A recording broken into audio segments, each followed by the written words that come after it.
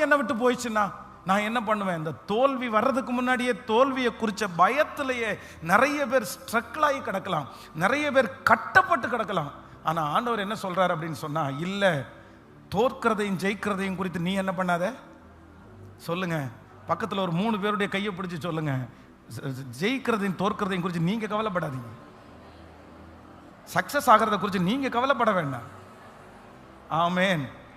ஜெயிச்சா வெற்றி, ஜெயிக்கல அப்படின்னு சொன்னா பாடம், அவ்வளவுதான். அதுல ஒரு பாடத்தை கத்த நமக்கு கேட்கல. சத்தமா சொல்லுங்க. எல்லாமே நன்மைக்கு தான், எதுவுமே தீமைக்காக எல்லாம் வராது. எனக்கு என்னன்னா ஆச்சரியம் என்ன அப்படின்னா, 18 வயசுல ஒரு பையன் வந்து ஜெய் ஜெய் ஜெய் ஏதாவது பண்ணணும்டா, ஏதாவது பண்ணணும்னு கேட்டா, இல்லை நான் தோத்துருவேனோன்னு எனக்கு பயமா இருக்குது. 18 வயசுல நீ எத்தனை தோல்வியை நீ பார்க்கணும் தெரியுமா? நீ ஒரு தோல்வியே இல்லை, எல்லாத்துலையும் நீ ஜெயத்தை பாத்திர முடியாது. பிறந்ததுலேருந்து ஜெயத்திலேயே உன்னால வாழ்த்த முடியாது. உன் வாழ்க்கையில கண்டிப்பாக ஒரு தோல்வியாவது நீ என்ன பண்ணி தான் ஆகணும், சந்திச்சு தான் ஆகணும், சந்திச்சு தான் ஆகணும். அந்த தோல்வியை இன்னைக்கு ஆண்டவர் சில இடத்துல உங்களுக்கு தோல்வியை கொடுக்கிறாருன்னா, நீ அடுத்து சந்திக்க போகிற தோல்வியில பலமா இருக்கணுன்றதுக்காக தான் இந்த தோல்வியை ஆண்டவர் அனுமதிக்கிறாரு.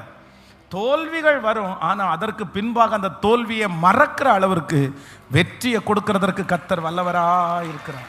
ஹல்லேலூயா.